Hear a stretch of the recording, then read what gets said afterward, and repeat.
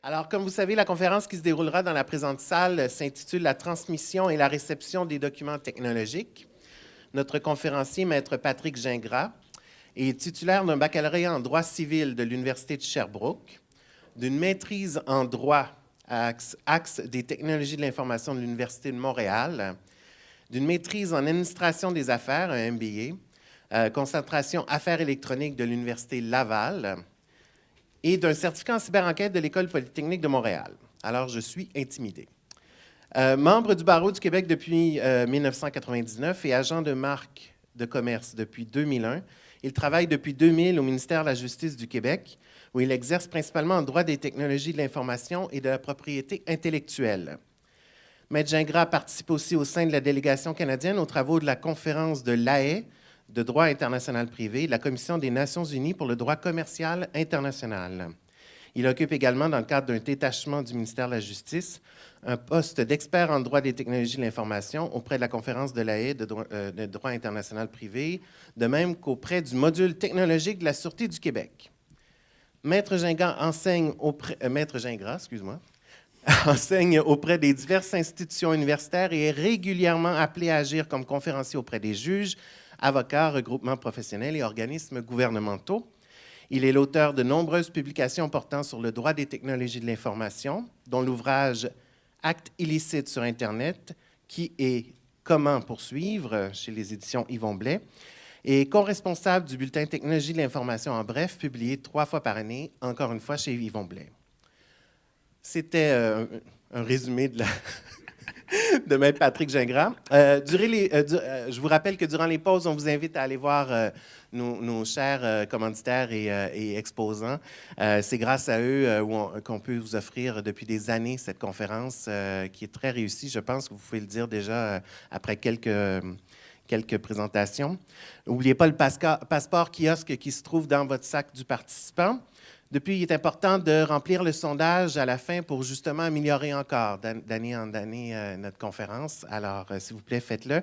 Finalement, n'oubliez pas le hashtag ou le mot-clic qu'on me dit, Legal IT 2013, qui est pour suivre toutes les discussions qui se font autour de nos conférences.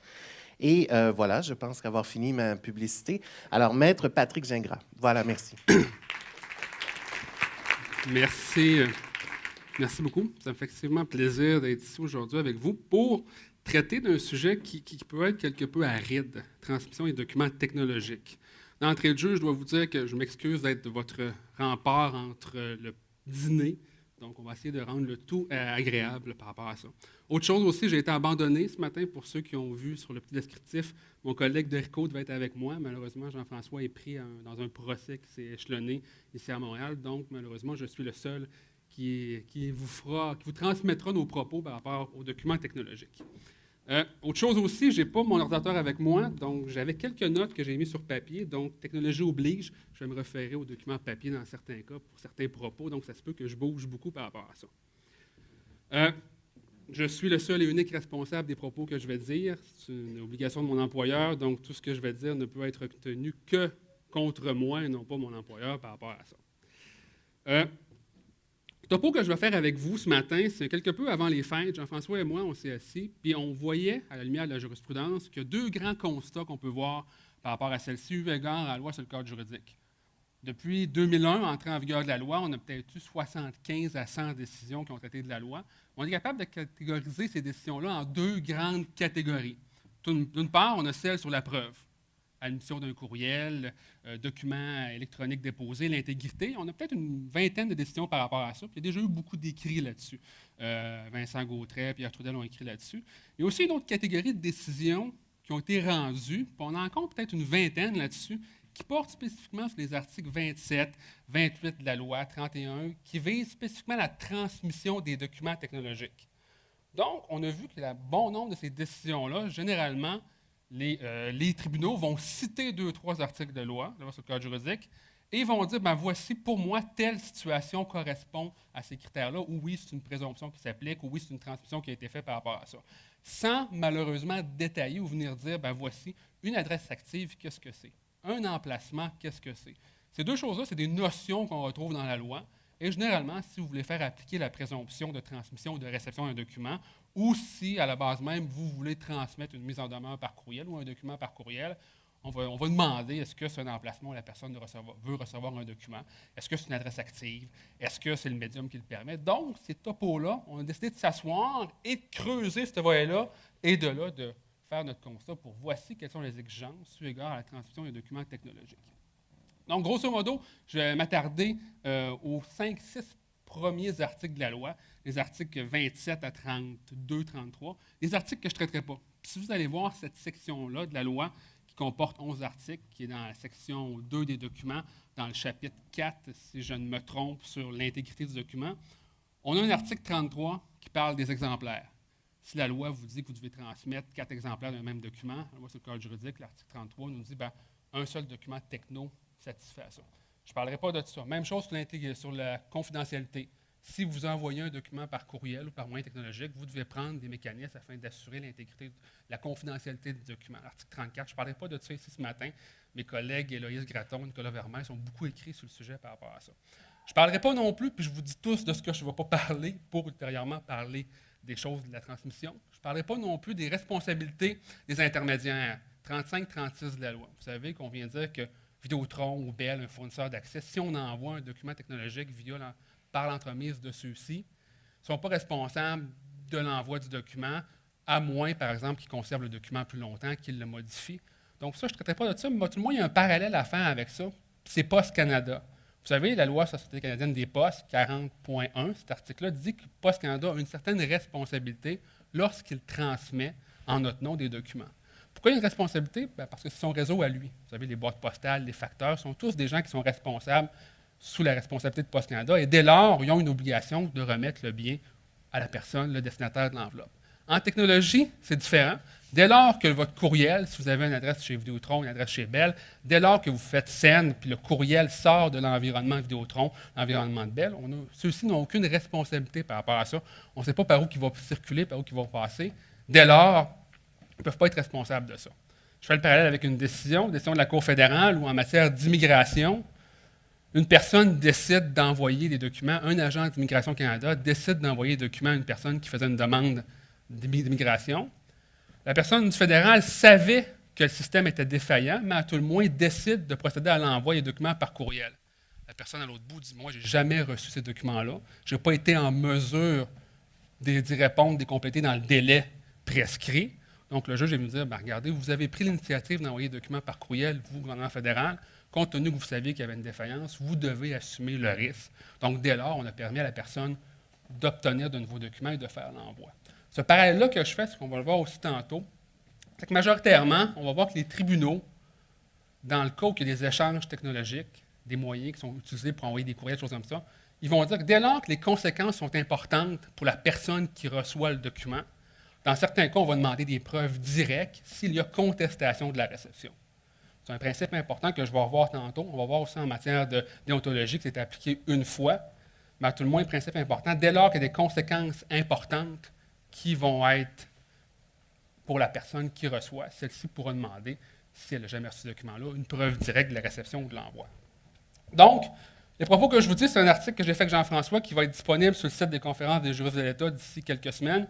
Il va aussi être disponible sur le site lccjti.ca, site que je me permets une petite blog, une petite promotion qui a été commanditée par le ministère de la Justice, site de Vincent Gautret, qui traite de la loi. Donc, je vous invite à aller le visiter, à aller voir, à aller commenter, c'est possible d'échanger là-dessus. Site qui évolue de semaine en semaine par rapport aux notions de la loi. Transmission des documents technologiques, je crois que l'article clé de la loi, c'est l'article 28, qui énonce le principe de la loi, qui vient nous dire que le document peut être transmis, envoyé ou expédié Première chose, par tout mode de transmission approprié à son support, à moins que la loi n'exige l'emploi exclusif d'un mode spécifique de transmission.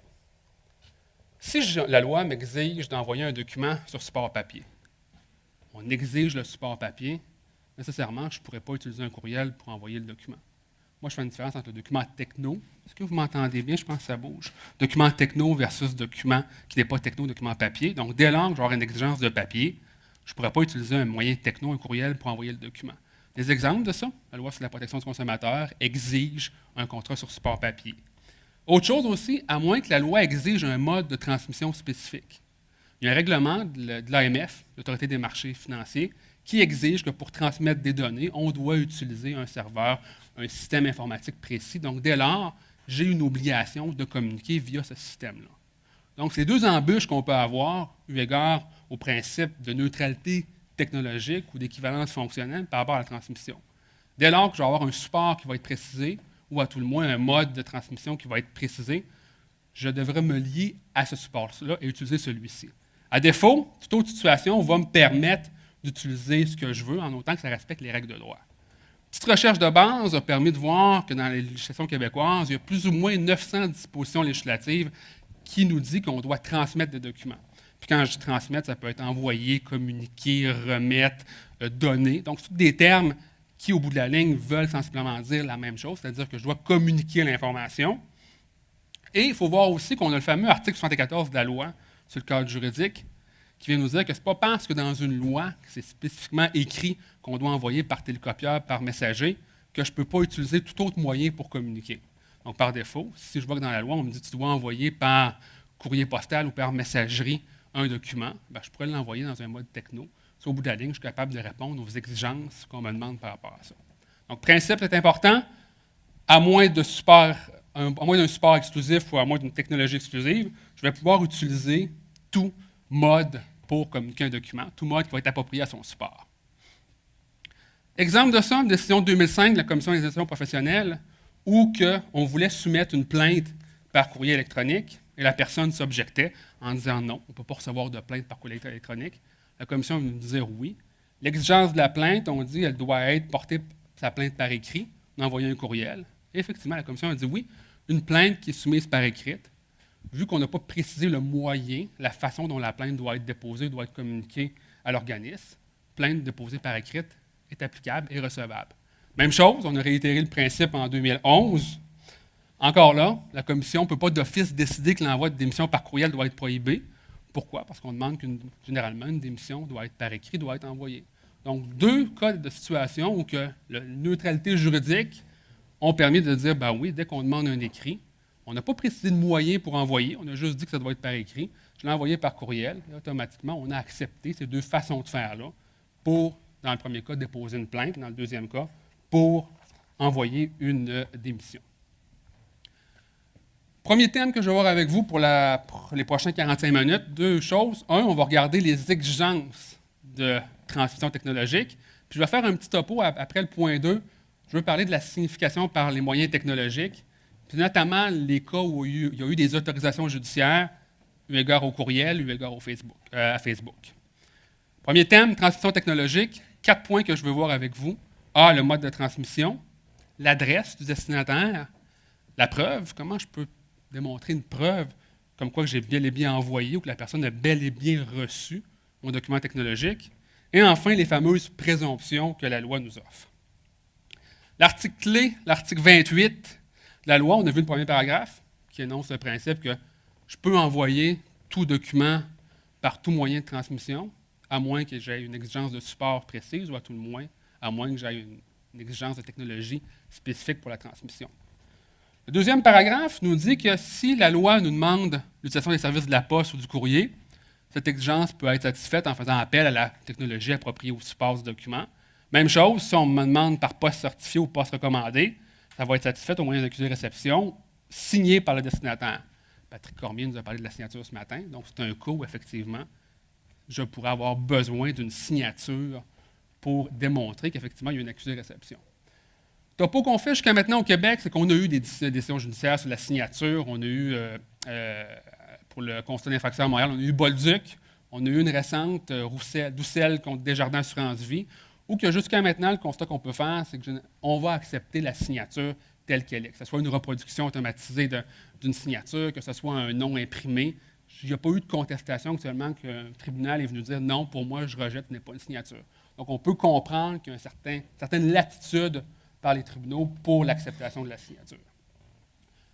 Lorsque la loi, troisième paragraphe, prévoit l'envoi et la réception d'un document à adresse spécifique, celle-ci se compose dans un document technologique. Puis voyez-vous, cette dernière alinéa s'applique uniquement aux documents technologiques d'un identifiant propre à l'emplacement où le destinataire peut recevoir communication d'un tel document. Puis ce dernier point est le volet important. Qu'est-ce qu'un emplacement où une personne peut recevoir un document? Et voyez-vous, le peut, ce n'est pas nécessairement un endroit où la personne accepte de recevoir un document. On va voir tantôt, pour faire jouer les présomptions de 31, ça va être un endroit où elle accepte, où elle désire, où elle a indiqué qu'elle peut recevoir. Ici, c'est un peu. Donc, nécessairement, moi, j'ai une adresse de courriel. Est-ce que je peux recevoir un document à cette adresse-là? Oui. Donc, d'entrée de jeu, si quelqu'un m'envoie un document à cette adresse-là, bien, je pourrais avoir une transmission qui est faite conformément à la loi. Je vais avoir une preuve à faire ultérieurement, comme quoi ce qui a été transmis, ce qui a été reçu, la preuve va être là. Puis dans ce cas-là, je ne pourrais pas faire jouer les présomptions. On va voir que si je veux faire jouer les présomptions, le niveau de preuve exigé va être un petit peu plus grand par rapport à ça. Donc, deux choses sur le mode de transmission.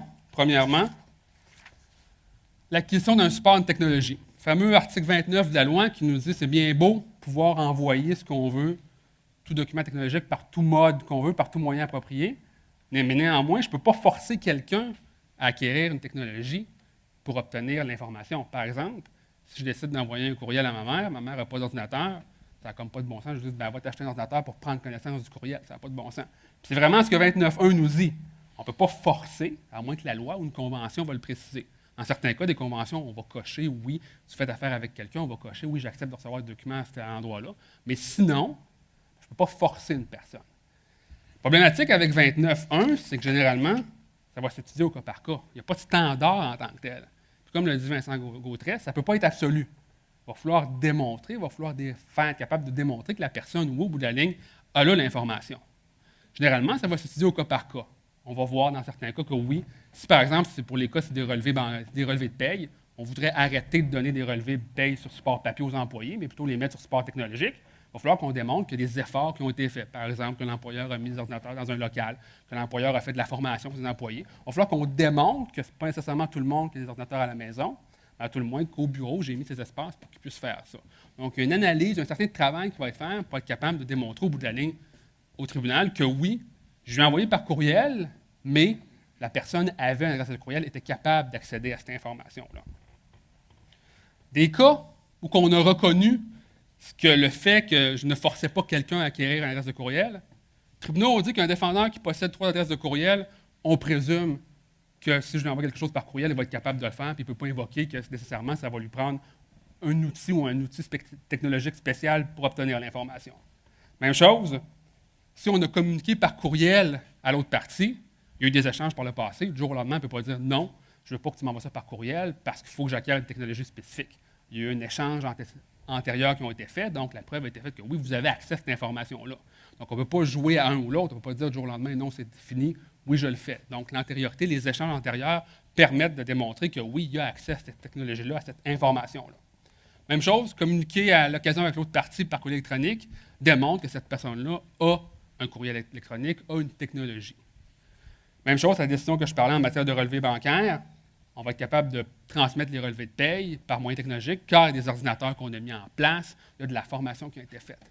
Donc, voyez-vous, 29, paragraphe 1, va vraiment falloir démontrer que oui, la personne dispose des moyens, dispose des outils, puis je ne la force pas à acheter ces outils-là pour être capable de recevoir des documents technologiques. La meilleure façon, c'est souvent par convention. Dans le cadre de vos relations d'affaires, vous avez des ententes, des contrats avec les gens. Souvent, on va leur dire, on va demander, cochez, acceptez-vous de recevoir ces informations-là par courriel. Dès lors, en cochant, on a une convention et on contourne 29, paragraphe 1. Il faut voir aussi que 29, paragraphe 2 énonce aussi une... Je vais revenir après. Un cas aussi, Country Club Montréal-Durette, décision de l'été passé, où un avocat avait oublié de transmettre son montant d'adhésion au Country Club. Donc, un jugement a été rendu par défaut. Donc, l'avocat, quelques semaines après avoir reçu le jugement, demande une rétractation de jugement, au motif qu'au moment où il a reçu le jugement, il n'était pas ici, il était en France. Donc, dès lors, le juge dit, regardez, là, avec tous les moyens technologiques que vous disposez, vous ne pouvez pas juste dire que non, vous étiez en France, vous n'avez pas pris connaissance du jugement. Donc, la télécopie, il y avait une télécopie qui avait été envoyée par rapport à ça. Donc, le juge dit, attention, là, oui, vous pouvez être à l'extérieur, mais on dispose d'outils qui permettent de prendre connaissance de nos courriels à tout endroit. Donc, de ce fait, la rétractation a été refusée par rapport à ça. 19.2 nous traite aussi, deuxième paragraphe, que nul n'est tenu d'accepter de recevoir un document sur un autre support que le papier ou au moins une technologie dont il ne dispose pas. Donc, nécessairement, si une personne veut un document sur papier, il pourrait l'exiger.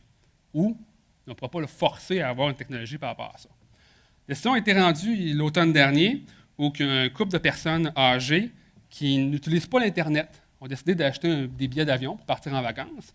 Et au moment de l'achat, ont bien dit à leur agent de voyage, on a Internet chez nous, mais on ne connaît pas ça. On ne se sert pas ça.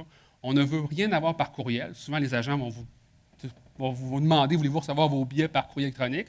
Ces gens-là ont dit non, je ne veux pas, c'est vraiment par papier. Transmettez-moi le tout par courrier. C'est ce qui a été fait. On a envoyé les billets par courrier. Sauf que quelques jours avant le départ, 5 jours avant le départ, Sunwing avise l'agent de voyage qu'il y a un changement dans la date du départ. Ça a été devancé. L'agent de voyage, qu'est-ce qu'elle fait? Elle fait suivre le courriel aux personnes qui ont acheté le billet. Et ces gens-là lui avaient dit, regarde, on ne veut pas de courriel, on ne connaît pas ça, on n'utilise pas ça. Dès lors, qu'est-ce qui est arrivé? Les gens ont manqué le vol, pris un recours contre l'agent de voyage dans le fait que vous ne nous avez pas informé. Effectivement, les tribunaux viennent dire, vous avez une obligation de résultat. À plus forte raison, ces gens-là, vous avez demandé des documents sur support papier, ce que vous n'avez pas fait parce que vous avez envoyé l'avis par courriel.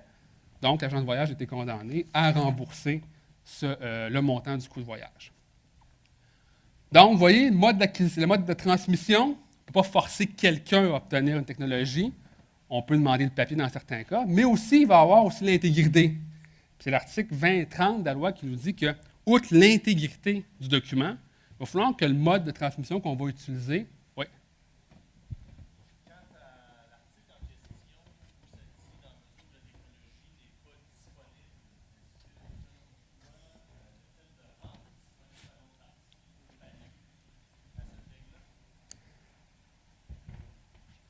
disponible, de ce qu'on voit de la décision sur les bulletins de paye, c'est un petit peu le contexte, ça va être au cas par cas. Puis les bulletins de paye, ce qu'on faisait, c'est que l'employeur a décidé d'arrêter de donner des bulletins de paye sur support papier, de les mettre sur techno, et on a réussi à convaincre le tribunal que les efforts qui avaient été mis, notamment le fait de mettre à la disposition des employés une salle avec des ordinateurs, le fait de leur offrir de la formation, a été reconnu comme étant, oui, satisfaisant.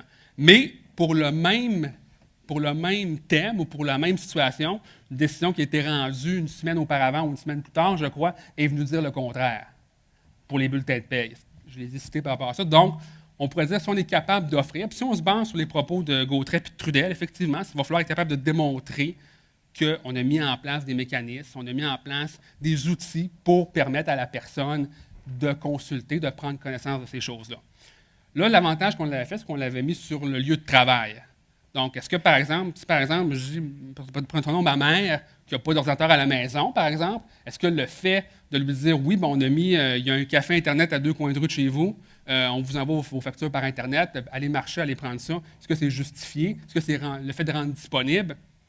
Personnellement, j'en doute un peu. Je pense qu'il va falloir, ça va être au cas par cas, puis de voir comment on est capable de justifier, que ce n'est pas démesuré ce qu'on demande par rapport à la personne.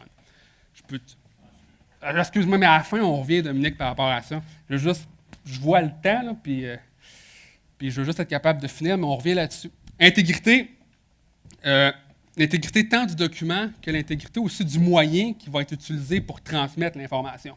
Et je vous amène une décision qui a été rendue il y a 2 semaines, Sécurité des Deux-Rives contre Groupe Méridien, où effectivement, on a été capable de démontrer, puis ça ne porte pas sur l'intégrité du canal de communication, mais vraiment sur l'intégrité du document, que des faux courriels, ça se fait.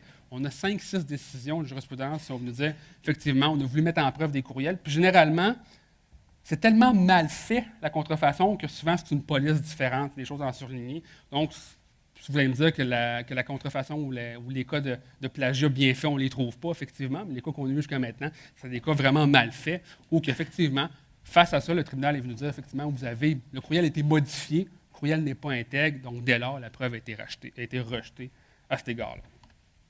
Oui.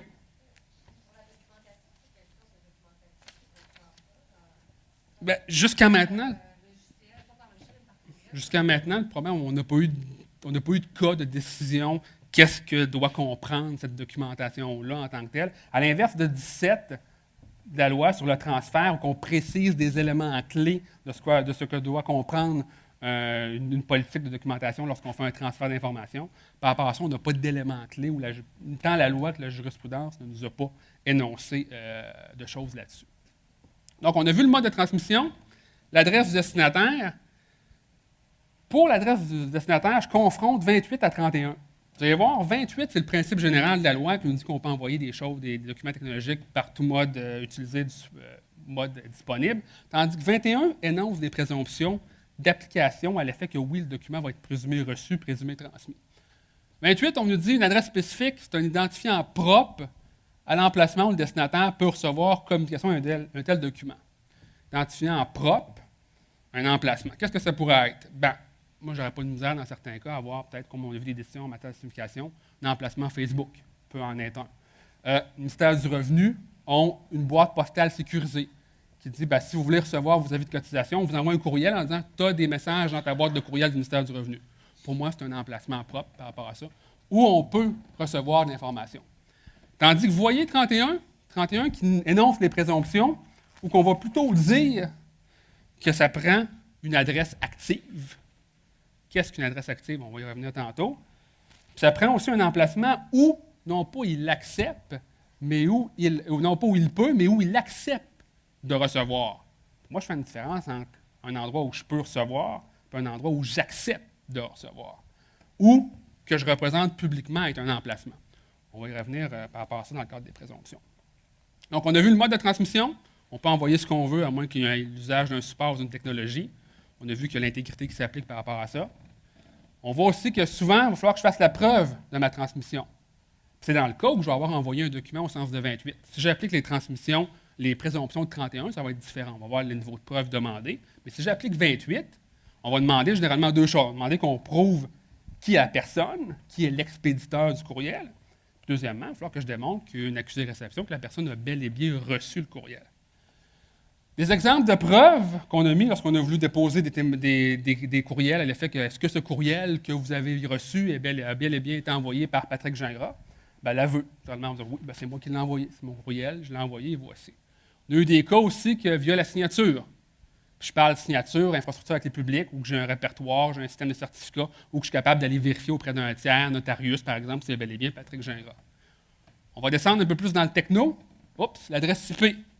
L'ordinateur à l'origine de la transmission appartient à l'expéditeur du document ou que cet ordinateur n'est accessible que par cette personne. Oups, c'est peut-être plus complexe. Preuve technique. Il va falloir que je m'assure de l'intégrité du courriel pour être capable de trouver l'adresse IP. Mais encore là, je tombe beaucoup plus dans le circonstanciel. Par exemple, est-ce que j'ai une adresse IP qui est chez moi? Est-ce que c'est une adresse fixe? Est-ce que je suis le seul chez moi à utiliser cet ordinateur-là? Est-ce que, donc, vous voyez, c'est un petit peu plus difficile par rapport à ça. Autre cas aussi, faire affaire contre Poirier, cas civil en matière de harcèlement, où quelqu'un ou un couple, où deux personnes n'étaient plus en couple et du jour au lendemain, le monsieur décide d'harceler madame, lui envoie par courriel. On tente d'identifier la provenance des courriels. Ben, parce que les gens ont échangé entre eux auparavant par courriel avec la même adresse, il y a eu des échanges. C'était quand même assez rapide dans le temps. Ça faisait pas longtemps qu'ils avaient arrêté de s'échanger des courriels. Le tribunal est venu dire oui, ben, pour moi, cette adresse Hotmail-là, coco@hotmail.com, pour moi, je suis d'avis que c'est bel et bien telle personne, et dès lors, la confirmation de l'expéditeur de la personne. Donc, vous voyez, 5-6 décisions, c'est les peu qu'on a. C'est des choses que, généralement, ne sont pas mises en preuve. Hein. C'est très, très rare qu'on va avoir des contestations par rapport à ça. Généralement, ça va être admis, mais les quelques contestations vont tourner autour de ces enjeux-là. L'accusé-réception, comment je vais être capable de démontrer une accusé-réception? Bien, souvent, quand la personne répond, la personne va faire un reply, oui, c'est beau, est-ce que tu veux acheter ma voiture 5 000 $? On m'envoie un reply, oui, c'est beau. Bien, déjà là, on a la preuve qu'il l'a reçu s'il me réécrit. Même chose pour accès à la boîte de courriel destinataire, dans un cas de relation employeur-employé, où que, selon les politiques, l'employeur pouvait aller voir la boîte postale de l'employé. Bien, on lui a dit, oui, il y a un courriel qui est envoyé telle date, et en plus, on était mis en preuve, oui, pourquoi? Parce qu'on a accédé ultérieurement à sa boîte de courriel, puis on a bel et bien vu qu'il l'avait reçu et qu'il l'avait lu. Donc, une preuve qui pourrait être sujet à contestation en vertu de 2858 ou atteinte à la vie privée, mais à tout le moins, dans ce cas-là, ça a été accepté. Témoignage, encore là, oui, le courriel a été reçu, oui, je l'ai reçu. Je le dis devant le juge, devant le tribunal, oui, effectivement, j'ai bel et bien reçu ce courriel-là. Autre chose aussi, la production des renseignements conservés avec le document. 31 de la loi sur le code juridique, malgré les présomptions, énonce certaines choses qu'il faut mettre en place lorsqu'on veut être capable de démontrer que le courriel est envoyé ou reçu. La date, l'heure, des choses comme ça. Donc, dans certains cas, on a accepté que oui, le fait de déposer ces informations-là a été démontré comme étant, oui, la personne avait reçu cette information-là. Présomption. On a vu que oui, je peux envoyer un courriel par tout mode de transmission, sous réserve du fait que le médium soit précisé ou que le support soit précisé. Si tel est le cas, je vais faire une preuve de l'envoi. On a vu qu'on va pouvoir authentifier la personne, on va pouvoir démontrer qu'elle l'a bien reçu. Mais outre tout ça, il y a les présomptions aussi. Puis malheureusement peut-être un grand mot, mais généralement, on va voir dans les décisions que 28 va être automatiquement collé à 31. Alors que pour moi, je fais une différence entre les deux. On peut transmettre un document et faire la preuve qu'il a été envoyé au sens de 28, ou je peux, d'un autre côté, utiliser les présomptions qui, dès lors, vont jouer en ma faveur. Donc, il y a un parallèle à faire entre les deux pour être capable de bien démystifier l'un versus l'autre. 3 présomptions versus 31, présomption de transmission, d'envoi et d'expédition, présomption de réception ou de remise, présomption d'intelligibilité. Vous allez voir que la preuve, dans certains cas, peut être plus difficile à faire pour les présomptions que pour le simple envoi. Mais avec la jurisprudence qu'on a jusqu'à maintenant, dans certains cas, ça va être quand même assez aisé. N'oubliez pas, ces présomptions-là peuvent être renversées par toute preuve contraire, dont le témoignage. Donc, une personne pourrait dire non, je ne l'ai pas reçu ou non, il n'a pas été envoyé par rapport à ça. 31. Les tribunaux aussi sont susceptibles, comme je vous le disais, d'exiger une preuve directe. Puis Chenet contre chiropraticien, c'était l'ordre des chiropraticiens qui avait demandé à M. Chenet de lui envoyer des documents spécifiques. À défaut d'envoyer ces documents-là, ils pouvaient être radiés pour une certaine période. Toutefois, l'ordre a appelé son adjointe, sa secrétaire, pour lui dire on veut envoyer une demande à M. Chenet pour qu'il nous transmette des documents. Est-ce que vous avez une adresse de courriel? La secrétaire lui a donné une adresse de courriel. Adresse de courriel qui, à l'époque, était très peu utilisée par M. Chenet et qui aussi, à l'époque, M. Chenet avait des problèmes technologiques avec cette adresse-là. Donc, l'ordre des chiropraticiens ont quand même, malgré tout, décidé d'envoyer l'information, la demande, et M. Chenet n'ayant jamais reçu le courriel, était capable de dire, regardez, malgré les présomptions, moi, je ne l'ai jamais reçu. Pour cette chose-là, c'est ma secrétaire qui a donné cette adresse-là qui est peu utilisée, puis qui, à l'époque, avait des problèmes techno. Effectivement, on disait non, vous devez, le syndic doit de nouveau envoyer la demande à M. Chenet pour qu'il transmette cette information. Présomption de transmission, d'envoi ou d'expédition, 2 choses. Il va falloir que le geste qui marque le début de son parcours vers l'adresse active du destinataire est accompli par l'expéditeur ou sur son ordre et que ce parcours ne peut être contremandé, s'il peut l'être, n'a pas été contremandé par lui ou sur son poste. Dès que vous appuyez « Send » sur votre Outlook ou sur votre Lotus Note et que ça part, la présomption, en principe, s'applique. Anciennement, quand on avait des connexions Internet, vous savez, modem, 56K, où il y avait le petit bruit, là, souvent on faisait send, ça s'en allait dans une boîte temporaire tant aussi longtemps qu'on n'était pas connecté. Si c'est encore le cas aujourd'hui, tant aussi longtemps que le courriel ne quitte pas le système, la présomption ne s'applique pas. Mais dès lors qu'elle quitte le système, que l'envoi est fait, que vous ne pouvez pas le commander, la présomption va s'appliquer. Comment on a mis en preuve cette présomption-là? Production du bordereau de transmission. Ce cas-là, c'est un cas de fax, mais à tout le moins, on voit dans certains cas des avocats qui vont faire des bordereaux de transmission, qui vont les envoyer et qui vont être équivalents par rapport à ça. La confirmation de la remise du courriel. Donc, des gens vont dire oui, le courriel est envoyé, je mets ça en preuve. Puis en plus, j'ajoute un affidavit que je l'ai envoyé.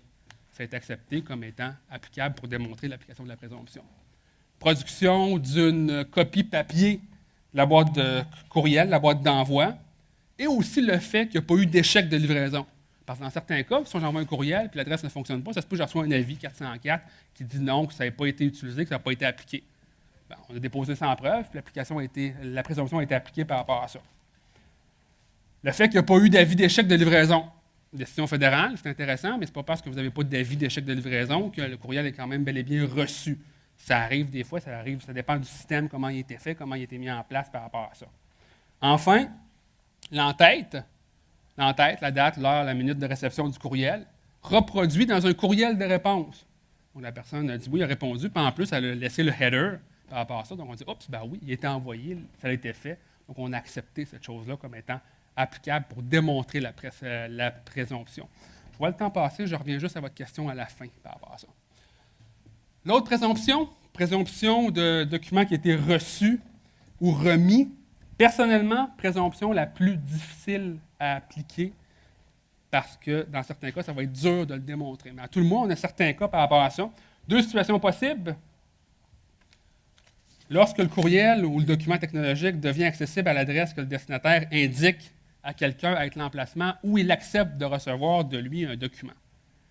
Puis cette première option-là, cette présomption-là, pour moi, c'est vraiment la présomption qui est du 1 à 1. Généralement, on va dire oui, est-ce que je t'indique à toi l'endroit où je veux recevoir un document? Souvent, on va le voir avec les fameux formulaires. J'ai pris l'exemple ici de Vidéotron, un formulaire de plainte que je peux faire par courriel.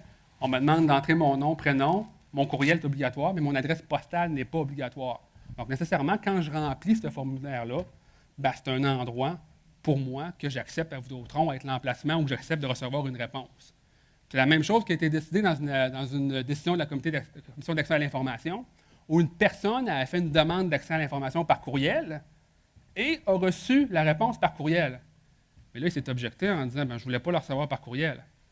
Ouais, mais si vous envoyez une demande par courriel, ben, nécessairement, la personne va pouvoir vous répondre par courriel, à moins que vous lui indiquiez que vous ne voulez pas recevoir par courriel. Mais quand il n'y a aucune mention par rapport à ça, compte tenu que la réponse est arrivée par courriel, la personne est en attente, à mon avis, de recevoir une réponse par courriel. Autre décision intéressante aussi rendue la semaine passée en matière de régie du logement, où que j'ai discuté avec certains collègues avant, il y a peut-être un blanc, mais moi, de la façon dont je l'ai lu, c'est une personne, c'est un locataire, qui donne un avis d'augmentation de loyer à son locataire en lui disant à partir du 1er juillet, ton loyer va être de 25 $ de plus par mois. Selon ma compréhension de la décision, l'avis a été donné en main propre par papier, non pas par courriel. La personne répond par courriel en lui disant non, je refuse cette augmentation-là, met en copie conforme 2 autres personnes qui, au moment de la contestation, disent oui, on a vraiment reçu ce courriel-là, mais la personne ne met pas en preuve le courriel de refus. Par rapport à ça, le registraire à la Régie du logement vient dire ben, pour moi, il n'y a pas eu de preuve par rapport à ça que, la personne voulait recevoir une réponse à cet endroit-là, que c'est un emplacement qui avait indiqué comme étant en mesure de recevoir et de vouloir de l'information. Mais encore là, c'est sur la prémisse que pour moi, quand je l'ai lu, j'ai compris que la première version était donnée en papier. Donc, vous voyez, généralement, on ne peut pas non plus prendre un courriel comme ça puis l'envoyer à quelqu'un, une adresse par rapport à ça, pour cette première option-là. La deuxième option de la présomption vient nous dire que lorsqu'il devient accessible à l'adresse que le destinataire représente publiquement est un emplacement où il accepte de recevoir des documents qui lui sont destinés dans la mesure où l'adresse est active à ce moment-là. 2 choses pour moi qui sortent de cette option-là. Qu'est-ce qu'un emplacement? Et deuxièmement, qu'est-ce qu'une adresse active? Dans Butros contre César, décision de 2-3 ans, ou en matière de transmission d'un avis de créance, qu'on dit dans le Code civil, l'avis doit être transmis. Compte tenu que les personnes échangeaient ensemble par courriel, c'était un couple qui s'était séparé, ils échangeaient entre eux par courriel auparavant. La dame décide d'envoyer l'attestation de créance par courriel. Là, le tribunal a appliqué la présomption en disant oui, compte tenu qu'ils échangeaient ensemble auparavant, c'est un emplacement au sens de la loi. Pour moi, c'est beaucoup plus la première option de la présomption qui devait s'appliquer que celle-ci. Mais à tout le moins, le tribunal a dit oui, c'est un emplacement par rapport à ça. Au contraire, dans Chenet contre chiropraticien, qu'on vient de voir, une adresse de courriel qu'on utilise peu, qui à l'époque avait des problèmes techniques, ce n'est pas un emplacement au sens de la loi. Encore là, pour moi, c'est peut-être plus la première option qui aurait dû être appliquée par rapport à ça.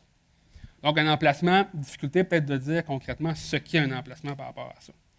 Mais l'emplacement a quand même été rédigé de façon assez large, dans le sens qu'on a reconnu en signification par Facebook qu'un compte Facebook pouvait être un emplacement par rapport à ça. Même chose, je n'aurais pas de misère, moi, un avocat qui met son adresse de courriel sur sa carte d'affaires et distribue sa carte d'affaires, à reconnaître que c'est un emplacement qui diffuse publiquement, où il est en mesure de recevoir des documents technologiques. Adresse active, qu'est-ce qu'une adresse active? Pour moi, active s'entend au sens où l'adresse est fonctionnelle. Donc, avant de vous envoyer un courriel, je ne suis pas en mesure de savoir si votre adresse est active, à moins que vous me l'ayez indiqué. Dans quel cas je vais être capable de démontrer que l'adresse est active? C'est souvent après l'envoi. Par exemple, si je reçois un avis de non-délivrance de votre courriel, a posteriori, je vais être capable de dire « Oups, l'adresse n'était pas active ». Si je reçois plutôt un avis que la personne est absente, là, je peux dire oui, elle est active. Pourquoi? Parce qu'il a reçu mon courriel, puis automatiquement, son système de règles de renvoi a fait que j'ai reçu une accusé de réception. Donc, je peux prétendre qu'elle est active. Si je ne reçois aucune information, ça se peut qu'il l'ait reçu, ça se peut qu'il ne l'ait pas reçu. Dans certains cas, je ne reçois pas d'avis. Donc, c'est le bémol par rapport à la notion d'adresse active qui est excessivement difficile à quantifier par rapport à ça. Enfin, dernière présomption d'intelligibilité, qui dit que dès lors que vous recevez un document, à moins d'avis contraire, comme quoi le document est intelligible, que vous ne pouvez pas le lire, la présomption va s'appliquer. Seule décision qui en a été traitée, c'est Boutros contre César, ou encore là, avec respect pour la décision, le tribunal est venu dire que parce que j'ai reçu un avis comme quoi disant que monsieur est absent, la présomption joue. Moi, je fais une différence entre la réception du document et l'ouverture d'un document. Quand vous mettez votre avis d'absence, puis vous dites « je vais être absent de telle date à telle date », vos documents que vous recevez, les documents Word, ne sont pas ouverts automatiquement pour voir s'ils sont lisibles. C'est vous, quand vous revenez au bureau, que vous allez l'ouvrir.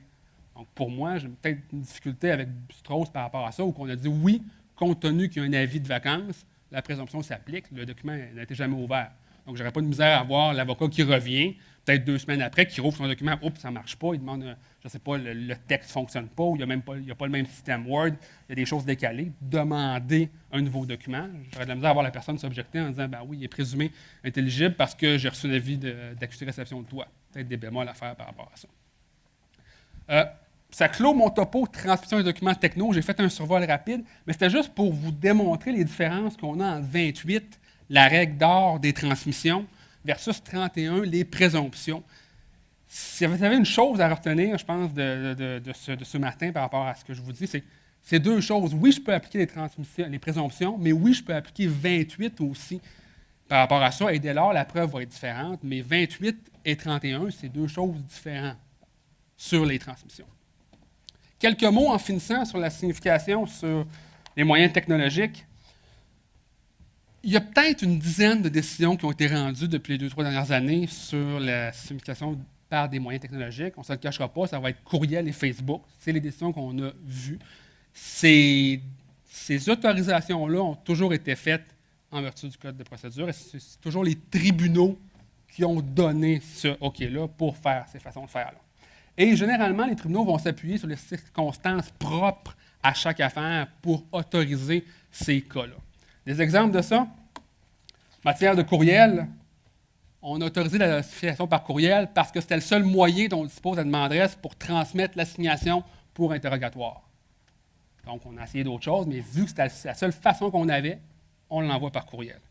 Aussi, dans des cas où on n'a pas été capable de signifier, on n'est pas capable, diverses tentatives ont été faites, on n'est pas capable, donc dès lors, oui, on va avoir l'autorisation du tribunal pour signifier par courriel. Diverses tentatives aussi de faire signifier et le fait qu'on avait une preuve que la personne avait une adresse de courriel active. Là, j'ai mis le mot active, je vais y revenir après, parce que c'est peut-être pas, en matière de signification, c'est peut-être pas la même façon dont on l'a interprété que dans le cadre de la loi. Diverses décisions, 2 que je cite notamment, droit de la famille 122-637, où que, outre le courriel, on a aussi autorisé à faire une signification par nota bene le système de la Chambre des huissiers. Et aussi, avant au mois de février, le barreau de Montréal a aussi, ce qui est intéressant, rendu disponible un protocole de signification par courriel entre les parties. Donc, les avocats peuvent signer ce document-là, s'entendre pour se transmettre des documents par courriel et le déposer au greffe. Donc, 2 documents intéressants par rapport à ça. Matière Facebook, adresse de courriel active, je reviens là-dessus. 2 décisions en matière de signification par courriel, qu'on a parlé d'adresse active, droit de la famille 2013 puis 3099, où que pour considérer ce qu'est une adresse active, on a dit, compte tenu que les parties ont échangé entre eux auparavant, et que ça ne fait pas très longtemps qu'ils ont eu ces échanges-là, on va considérer l'adresse active. Donc encore là, on n'est pas capable de dire au moment, au jour même où je fais l'envoi si elle est active, mais parce que les gens ont discuté avant, ont échangé par courriel dans les quelques temps auparavant, on est venu considérer que c'était actif et dès lors permis la signification à cette adresse-là. Facebook, 2 cas, autorisation par Facebook C'était le seul moyen encore qu'on avait de rejoindre la personne. Dernière adresse connue du demandeur en Floride. Même chose, on n'a pas d'adresse connue de la personne, donc on a autorisé Facebook. Dans cet cas-là, on n'avait pas de courriel non plus. Mais on savait que monsieur avait un compte Facebook. La difficulté avec Facebook, c'est quoi? Ben, notamment l'identification, comment je m'assure que la personne est la même. J'ai fait un test avec Éric Tremblay, qui est quand même un nom assez, j'espère qu'il n'y a pas d'Éric Tremblay dans la salle, un nom quand même assez répandu. Comment m'assurer que cette personne-là est bel et bien elle? Ben, dans les cas qu'on a eus jusqu'à maintenant, les 2 décisions, les gens savaient, puis il y avait eu des échanges auparavant par Facebook. Donc, on savait que c'était bel et bien cette personne-là, parce qu'on était amis, on avait des échanges. Mais j'ai vu que le Texas s'interroge par rapport à ça pour légiférer sur la signification par Facebook.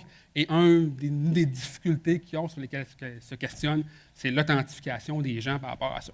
Puis, je ne sais pas si vous avez vu aussi, Facebook étudie aussi la possibilité d'être capable de nous démontrer qu'un message a bel et bien été envoyé à une autre personne membre de Facebook. Il y a un coût par rapport à ça. Ils veulent étudier le coût, je pense, 50 $ ou 100 $, mais on serait capable de payer Facebook et Facebook nous certifierait que le message que vous avez envoyé à tel membre Facebook a bel et bien été envoyé à cette personne-là. La preuve, la signification, généralement, dans les cas qu'on a eus, Facebook par courriel, les gens ont répondu. Bon, déjà là, la preuve est facile. Oui, ils ont envoyé, oui, j'ai reçu, il y a eu des démarches qui ont été faites par rapport à ça. Mais sinon, dans quelques décisions qu'on a vues, ben, le tribunal, dans cette décision, ne fait pas de mention de la façon dont la preuve devrait être recueillie ou de la preuve de la signification devrait être faite. Dans certains cas, on a des références à 31. 31, encore là, je réfère aux présomptions, mais qui vient dire que ben, ça va vous prendre l'entête, ça va prendre la date, l'heure d'envoi, des choses importantes par rapport à ça pour être capable de démontrer qu'il y a un envoi. Puis, généralement, des critères importants qu'il faudrait avoir lorsqu'on va être capable de démontrer une preuve d'envoi ou de réception. Enfin, je vous souligne 133, paragraphe 2 du prochain code de l'avant-projet de loi situant le nouveau code de procédure civile, où qu'on dit notamment que le bordereau indique la nature du document transmis, puis je suis en matière de notification technologique. On dit que le bordereau indique la nature du document transmis, le numéro de dossier du tribunal, le nom de l'expéditeur, du destinataire, excusez-moi. Donc, on voit certains critères par rapport à ça pour être capable d'énoncer la preuve. Merci. Je vois qu'il me reste 5 minutes encore. Merci pour ce sprint final qui a été fait. Pour un sujet, je le conçois, assez aride. C'est un sujet de jurisprudence de droit pur, mais que généralement, c'est le constat qu'on fait jusqu'à maintenant. C'est excessivement appliqué. La transmission, ça se fait beaucoup. Vous en faites sûrement beaucoup. Les articles de loi sont là et on a certaines balises jusqu'à maintenant avec ces décisions judiciaires-là qui ont été rendues. Patrick, on pourrait prendre des questions. Je vais Dominique passer je sais que je n'avais une aussi là. Alors, Dominique, si tu veux. Ta voix porte, mais quand même. Ouais, juste pour faire une suite à ce que je disais tantôt, Pat, pourquoi est-ce qu'on sent le besoin de formaliser à ce point? Puis je remets le contexte à ma question de tout à l'heure. Quand les banques nous ont imposé des guichets à place de la caissière, je ne me souviens pas d'avoir consenti à quoi que ce soit pour utiliser un médium différent. En fait, ils l'ont fait de façon intelligente. Ils m'ont dit, écoute, tu as encore le choix de recevoir du papier, Dominique, mais ça va te coûter 2 piastres de la page. Fait que maintenant, tout le monde va au guichet, tout le monde transige en ligne, puis ils ont atteint les objectifs que, dans le fond, la loi voulait faciliter. Et là, j'ai l'impression que, comme juriste, on utilise la loi pour un peu artificiellement maintenir le statu quo. Dire, oh, ben, il y a peut-être des raisons légales qui nous empêchent. Là, faut que la personne dispose de la technologie. Si on l'offre la technologie, la personne n'a plus à en disposer. Elle en dispose effectivement lorsqu'on la met à cette disposition, non? Tout va s'inscrire au sens de 29. Tu offres la technologie, mais de ce qu'on voit avec les décisions qu'on a, est-ce que l'offre est là? Est-ce que les moyens sont raisonnables? Puis c'est l'exemple du bordereau de transmission. Là. Je veux dire, l'étude a été faite, puis c'est quand même, avec, je ne veux pas prendre ça à la légère, mais c'est quand même des relevés d'emploi. Donc on s'est dit, oui, on veut faire le changement. Ça a été fait, mais il y a eu des contestations. On est venu à dire, ben oui, si tu offres des moyens, tu ne peux pas forcer quelqu'un à ça, mais si tu offres les moyens pour, ben, ça va être au cas par cas que tu vas l'appliquer, puis tu vas l'analyser par rapport à ça. Mais je comprends ton point de vue, mais pourquoi je pense que c'est plus d'opportunités, c'est des décisions de mise en place qui ont été faites là-dessus. Là. Je sais que je ne réponds pas à ta question, mais je sais qu'il y a des choses que tu veux me faire dire, mais il y a des choses je te dis d'un point de vue juridique par rapport à ça. Puis c'est vraiment le constat. Puis est-ce que le 2 piastres, est légal en tant que tel par rapport à ça? Je sais que l'OPC, à un moment donné, il y a eu des reportages là-dessus, est-ce que ça se fait ou non? Je ne sais pas, c'est pas mon domaine là-dessus, mais l'état du droit est là par rapport à ça. Puis effectivement, c'est le constat qu'il faut faire. Qu'est-ce que rendre disponible? Qu'est-ce que donner accès? On a une décision là-dessus qui se contredit sur la même chose, le relevé de paye. Je pense que c'est de mettre en place des systèmes et de jouer par rapport à ça qui va permettre de mieux éclairer ces choses-là. Une autre question ici. Alors, nous, on fait régulièrement des présentations aux avocats sur Nota Bene et ses fonctions. La Chambre des huissiers, excusez. Et les avocats, la première chose qu'ils nous disent, « Ah, c'est pas écrit dans le Code de procédure civile, je le fais pas. » Il semble avoir de grandes lacunes par rapport à la transmission des actes de procédure et la connaissance de la loi concernant le cadre et son implication. Connaissance de la loi, je suis d'accord avec toi là-dessus. Puis le portail lccgti.ca qu'on a lancé l'an passé avec l'Université de Montréal tente de remédier à ça en faisant de l'information. Il y a eu du Calois aussi qui font un super bel job par rapport à ça. Mais un coup que la loi est là, je pense qu'il faut aussi que les avocats se l'approprient, aillent la lire, essayent de l'appliquer par rapport à ça. Juste, dans la loi sur le cadre juridique, il y a des dispositions en matière de responsabilité de l'hébergeur. On a eu beaucoup de décisions en matière de diffamation là-dessus. Je pense à Canoë contre Corriveau à Québec, où qu'on aurait pu uniquement dire le numéro de l'article, la responsabilité de l'hébergeur, qui dit la même chose que la décision a faite. Puis l'avocat, ça aurait peut-être été plus simple juste d'invoquer ça dans sa mise en demeure, dans certains cas. Donc oui, il y a une méconnaissance de la loi par rapport à ça, sur ce point de vue-là. Je pense qu'il y a un travail à faire d'appropriation. Puis des journées comme ça qui se tiennent aujourd'hui, qui permettent de démontrer ce volet-là. Qu'en est-il de l'obligation d'un autre professionnel ou d'un autre organisme qui, pour traiter avec elle, il t'oblige à avoir une adresse courriel? Bien, je vous renvoie aux articles 29 de la loi qui dit qu'on ne peut pas forcer quelqu'un à utiliser une technologie, à moins que ce soit prévu par la loi ou par convention. Donc là, il faudra aller voir si dans la loi de l'ordre professionnel, vous avez une exigence d'avoir un courriel. Puis c'est pour ça, dans l'article que j'ai écrit, je me suis commis là-dessus par rapport à ça, puis Jeff et moi, on s'est commis que pour nous, un avocat, à notre avis, ne pourrait pas refuser de recevoir un document technologique parce que le règlement lui oblige d'avoir une adresse de courriel. Donc, la première présomption, une adresse où il peut recevoir un document, moi, ça s'applique, à mon avis, pour l'avocat parce qu'on a l'obligation d'avoir une adresse de courriel par rapport à ça. Mais là-dessus, je vous référerais à la loi sur l'ordre professionnel. Est-ce qu'il y a une exigence par rapport à ça? Mais 29 pourrait être un code d'application qu'on ne peut pas forcer quelqu'un par rapport à ça. On a une autre question ici aussi. Bonjour, Patrick. Alors, c'est rapide. C'était simplement au niveau des envois de courriel. Moi, je me posais la question. Souvent, on a des gens qui font des rappels de courriel pour corriger quelque chose dans le texte. Oui, ça t'a envoyé, il y a un accusé de réception, mais la personne fait un rappel. Je veux rappeler le courriel et voici, je t'en envoie. C'est pas tous les systèmes technologiques qui permettent ça. Hein. Moi, des fois, je reçois ça, mais même si la personne le rappelle, il ne s'efface pas. Moi, personnellement, j'aurais plus tendance à écrire à la personne en lui disant ne pas tenir compte du premier courriel, celui-ci n'est pas valable. C'est plutôt le second que de me fier à un moyen technologique par rapport à ça qui peut. Pas de décision. Moi, j'en ai pas vu là-dessus. Merci. Louis-Raymond voudrait rajouter quelque chose. Oui, juste en réponse à la question de monsieur tantôt, l'Office des professions est en train de plancher sur le projet d'amendement au Code des professions pour obliger tous les professionnels à avoir une adresse courriel. Est-ce qu'il y a d'autres commentaires, questions? Bon, bien, on va remercier Maître Patrick Gingras. Merci à vous.